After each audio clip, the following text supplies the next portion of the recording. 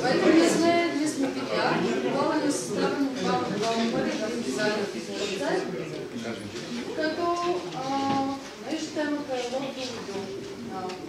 В крайна сметка решихме, че най-логичното нещо да направим, това е лабиринт. По-специално квест-базиран лабиринт.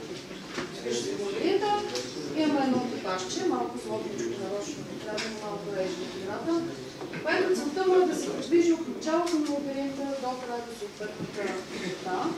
Ако... може би още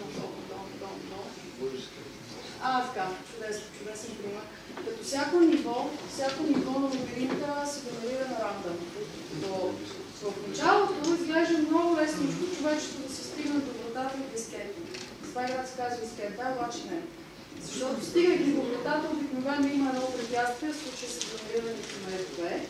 И тогава какво правим? Тогава трябва да се замислим, че трябва да изпълним още определени условия. Като примерно да намерим даден айтем, който да изпълним определено нещо, примерно да се отървем от маймунката или бандита, които обаче пасат. Примерно маймунката е много гладна, ще трябва да намерим бананче, за да се слива, да се оттегли, да се отвойна, бандита обикновено, т.е. като двойна печита. Това му идеята и сега му трябва парични средства. Има и други неща, които сме заложили просто е така в това ниво, за да видите, че нещата могат да се развиват по различен начин. Примерно имаме първо време, най-горе, т.е. всяко едно ниво, в зависимост от това, каква е сложността, има време, за което може да бъде изпълнено. Това зависи дали ще го изпълните, дори да не се играе, може да продължите да играете.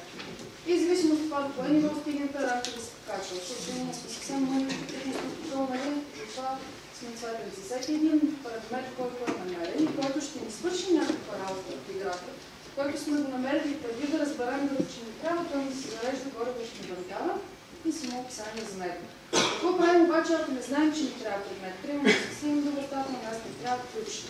Има една картинка, която се казва Съцарът 2. Леко ми се спира да я пусне. Общо взето, да, ето го Съцарът 2. Всяко едно предметче си има описание. Тоест ние не можем да минем през вратата, защото ни трябва ключ. Трябва да се върнем, да си намерим ключа. И идеята е такава, дизайна на играта е такава, защото предполага дори най-малките фенове геймери от 5-годишна възраст нататък да играят защо, защото могат да правят асоциации. Инфоминка, това и така.